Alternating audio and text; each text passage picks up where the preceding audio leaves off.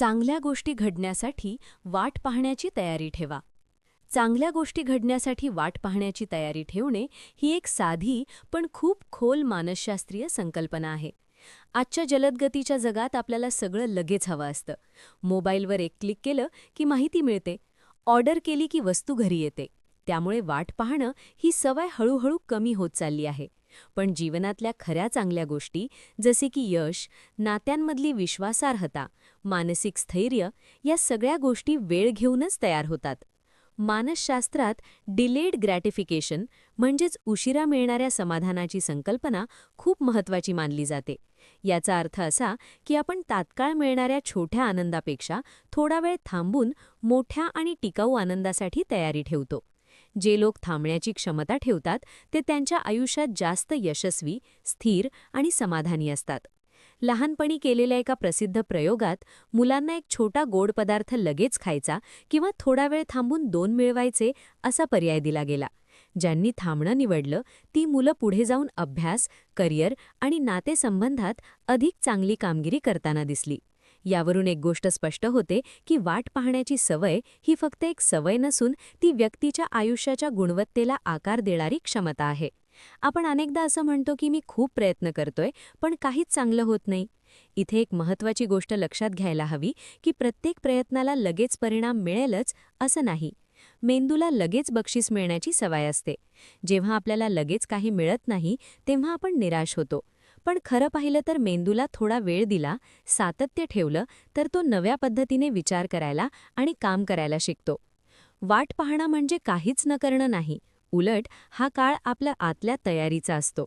या काळात आपण आपली कौशल्य वाढवू शकतो, आपले विचार स्पष्ट करू शकतो आणि स्वतःला अधिक मजबूत बनवू शकतो.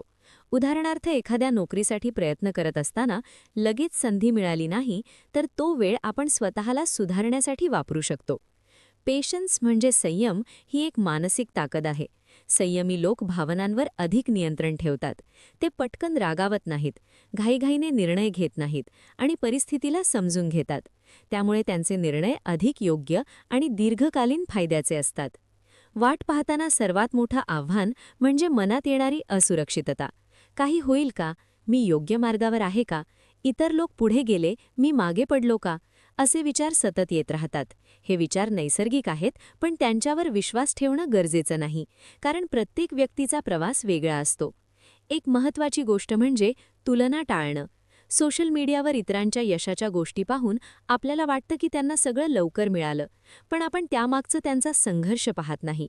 त्यामुळे स्वतःच्या गतीने चालणं आणि आपल्या वेळेवर विश्वास ठेवणं खूप महत्त्वाचं आहे. वाट पाहणं शिकण्यासाठी काही गोष्टी उपयोगी पडतात. सर्वप्रथम छोट्या गोष्टींमध्ये संयम ठेवण्याचा सराव करा, जसे की लगेच उत्तर देण्याऐवजी थोडा वेळ घेणं किंवा एखादी गोष्ट लगेच विकत घेण्याऐवजी थांबून विचार करणं. अशा छोट्या सवयी मोठ्या गोष्टींसाठी तयार करतात. दुसरी गोष्ट म्हणजे वर्तमानावर लक्ष केंद्रित करणं. आपण अनेकदा भविष्याबद्दल खूप विचार करतो आणि त्यामुळे चिंतेत पडतो. पण सध्याच्या क्षणात काय करता येईल यावर लक्ष दिलं तर वाट पाहणं सोपं होतं. तिसरी गोष्ट म्हणजे स्वतःवर विश्वास ठेवणं. मी प्रयत्न करतोय आणि योग्य वेळ आल्यावर मला त्याचा परिणाम मिळेल, हा विचार मनात ठेवणं आवश्यक आहे. हा विश्वास मनाला स्थिर ठेवतो.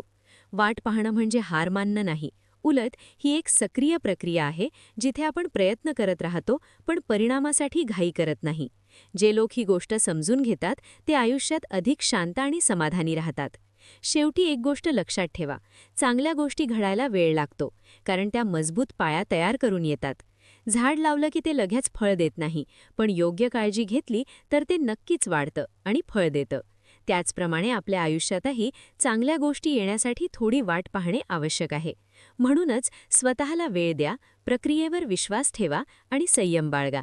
कारण जेव्हा योग्य वेळ येते तेव्हा चांगल्या गोष्टी फक्त घडत नाहीत, तर त्या कायमस्वरूपी आपल्या आयुष्याचा भाग बनतात. प्रस्तुत मानसशास्त्रीय लेख तुम्हाला कसा वाटला जरूर कळवा. हा व्हिडिओ तुम्हाला आवडल्यास शेअर नक्की करून चॅनलला फॉलो नक्की करा. धन्यवाद.